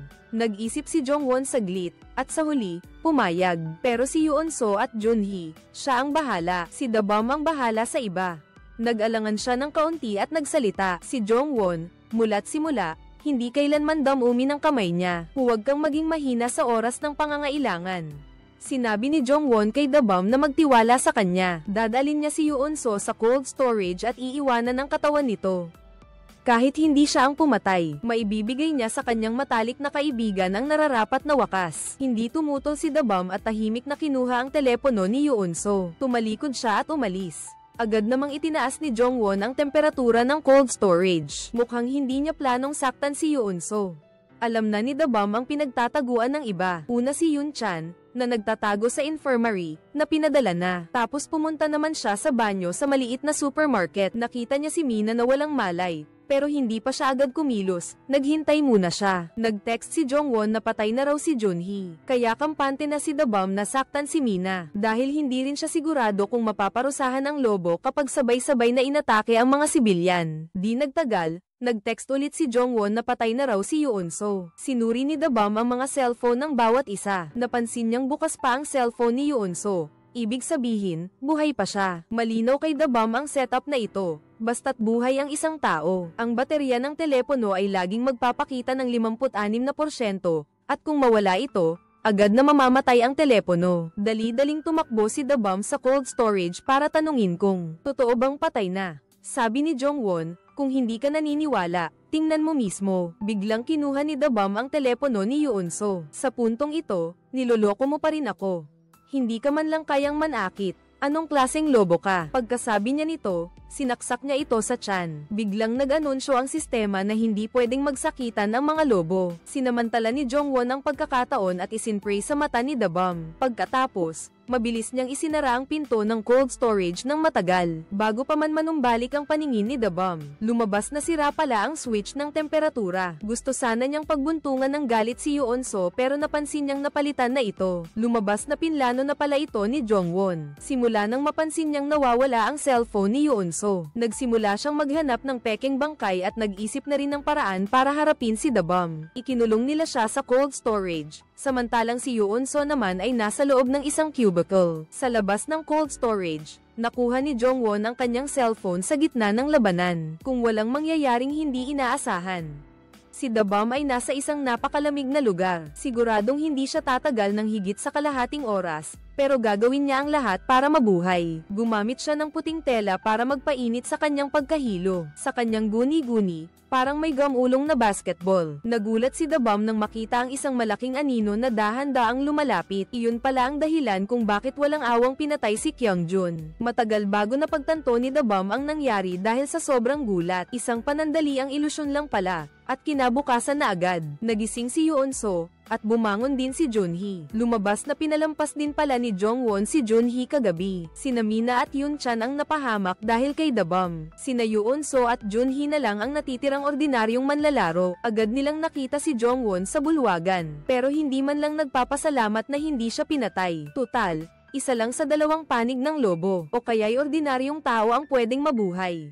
Sabi ni Jongwon, may sarili siyang dahilan. Pagkatapos, nag-iwan ng mensahe na bilisan ng patayin si The Bomb at tumalikod. Hindi niya akalain na sinira ni The Bomb ang pinto ng cold storage kagabi. Sinubukan ni Jongwon na bumoto sa telepono, at lumabas na buhay pa rin siya. Nang marinig ang anunsyo, susubukan sanang bumoto ni Yoon-so ayon kay Junhee, pero pinahinto siya. Kahit bumoto pa kayo kay The Bomb ngayon, hindi pa rin siya matatanggal. Umalis kaagad at mayroon pang isang lobong si Jongwon na mahirap hulaan. Bago pa iyon, balak ni Junhee na alamin si Jongwon. Pagkaalis niya, napansin ni Yoon-so na may dagdag na kahon sa kanyang bag. Naalala niya na ito ang regalo niya kay Jongwon noong kaarawan nito. Sa loob ay isang pares ng bracelet, pero pagbukas niya, isang USB na ang nakita. Na-curious siya at isinaksak ito sa computer para makita kung ano ang laman, isang simulation game. Kasama roon ang kakaibang maze na nakaharap niya. Nagsimulang bumalik ang mga alaala ni Yoon-so. Tiningnan niya ulit ang picture ng klase at napansin niyang wala roon si Jongwon. Sa wakas,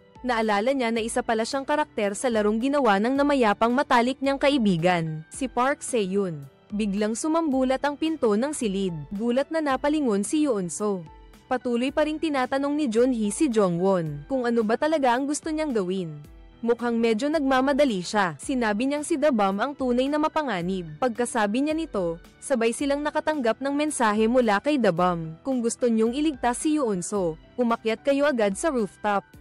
Walang pag-aalinlangan silang umakyat, at doon nga, nakita nila si Yoon-so na tinatakot ni The Bomb. Pinilit niyang tumalon si Jongwon mula sa rooftop, tapos sinabi niya kay Junhee na magpakabait at hanapin ang sarili niyang daan pababa sa impyerno. Kalmado pa rin si Jongwon, naiintindihan niyang kahit umalis siya, hindi pa rin siya titigilan ni The Bomb. Pagkatapos, sinigawan ni Yoon-so si The Bomb na mapaparusahan ng laro ang sinumang pumilit sa kakampi na magpakamatay. Lalong natakot si The Bomb. Nagkaroon ng pagkakataon si Superman na makawala sa kontrol. Mabilis na sumugod si Junhee na nasa tabi niya, pero agad siyang pinatumba nito gamit ang bato. Sumigaw ng malakas si The Bomb at sumugod sa dalawang babae na may dalang kutsilyo. Nakita ni Yoon-so na masama ang sitwasyon kaya ginamit niya ang kanyang katawan para sagipin si Jongwon sa saksak. Pagkagising ni Junhee, ito ang bumungad sa kanya. Galit siyang sumugod at nakipag-away kay The Bomb. Sunod-sunod na daing ang maririnig mula sa loob ng mga damo. Kumurap si Jongwon at nakita niyang tumayo si The Bomb. Pero may nakatarak na kutsilyo sa tiyan niya nang bumagsak siya. Narinig ang anunsyo na patay na si The Bomb. Sa pagkakataong ito, hindi na binaygo ni Junhee ang lahat. Pero si Yoon-so ay nasaksak din, at mukhang hindi na siya magtatagal. Hirap na hirap niyang sinabi kay Jongwon,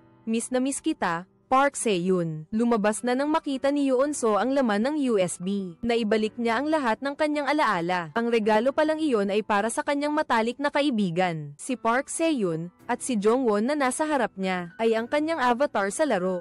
Sabi ni Jongwon, wala rin siyang magawa. Nakahilig na si Yoon-so, malapit nang mamatay. Biglang naging determinado ang mga mata ni Jongwon at sinabi niya kay Yoon-so na subukan pa ng kaunti. Pagkasabi niya nito, lumapit siya sa gilid ng rooftop at kumislap ang katawan ni Jongwon sa hindi kapani-paniwalang paraan. Pagkatapos, walang pag-aalinlangan siyang tumalon pababa at mabilis na tumunog ang abiso ng sistema. Natalo na ang lobo, tapos na ang laro at panalo ang mga sibilyan. Isa-isang bumalik ang mga nakakatakot na karanasan, biglang nanlaki ang mga mata ni Yoon-so. Napansin niyang nakakonekta siya sa maraming kawad na metal. Nagtatakang tumingin siya sa paligid at nakitang natutulog ang kanyang mga kaklase. Mahimbing sa mga high-tech na upuan, sa sandaling ito, umilo ang malaking screen sa harap. Ipinapakita ang impormasyon ng lahat at ang mga larawang pinagdaanan. Biglang lumitaw ang dalawang nasa edad. Agad na nakilala ni Yoon-so na mga magulang sila ni Park Se-yoon. Sa wakas, naintindihan na niya kung nasaan siya. Mga magulang ni Park Se-yoon, sinisisi ang pagkamatay ng kanilang anak sa mga kaklase, kaya dinukot silang lahat papunta sa laboratorio. Gamit ang virtual reality technology para iparanas sa kanila ang pinakatunay na laro ng werewolf. Pagkatapos ng bawat round, ang mga alaala nila ay muling bubuuin para magsimula ng bagong round. Ibig sabihin, inuulit na ito ng ilang beses. Hindi maintindihan ni Yoon-so. Kami ni Junhee ang matalik na kaibigan ni Park Se-yoon. Bakit kayong dalawa rin ang pinarurusahan? Mas lalong nagalit ang nanay ni Park Se-yoon. Dahil nga matalik kayong magkaibigan noon, dapat tinulungan ninyo si Park Se-yoon. Hindi yung hinayaan ninyong mag-isa siyang magdusa. Pagkarinig nito ni Yoon-so, mas lalo siyang nakonsensya. Noon pa man, pinagsisihan na niya na hindi niya sinamahan si Park Se-yoon. Nalampasan ang paghihirap. Ngayon, handa na siyang akuin ang lahat ng responsibilidad. Basta palayain lang nila ang ibang mga kaklase. Medyo lamambat ang puso ng tatay ni Park Se-yoon. Lumabas na kaya pala nila Jin Aiseng si Yoon-so ay dahil may mali sa larong ito. Gusto nilang tanungin siya ng personal tungkol sa ilang detalye. Ngayon, alam na ng tatay ni Park Se-yoon ang sagot. Naalala ni Yoon-so dahil sa tulong ng karakter sa laro ng anak niya. At saka, sa mga pagpipilian sa laro noon, walang pagpipilian na magpakamatay. Pero ginawa ito ng anak niya para iligtas ang mga kaklase niya. Ipinapakita nito na napatawad na niya ang lahat. Ayaw na niyang magpatuloy pa ang larong ito, ang tinatawag na paghihiganti ng anak niya. Ang totoo, ito lang ay pagkapit ng dalawa sa inyo. Pero umiling ang nanay ni Park Se-yoon, hindi raw niya kayang talikuran ang kanyang paniniwala. Pagkatapos noon, nakatulog ulit si Yoon-so sa kanyang upuan. Pagkagising niya, nakita niyang nasa bus siya. Noong una, hindi niya pinansin, pero nang makita niya ang mga pamilyar na tanawin, biglang napagtanto ni Yoon-so na hindi ito isang bagong simula ng laro. Kaya dito nagtatapos ang pelikula, nag-iiwan ng maraming katanungan para sa ikalawang bahagi. Siguro, dahil napanatili ni Yoon-so ang kanyang alaala sa tulong ng kanyang matalik na kaibigan, mas determinado siyang pigilan ang laro.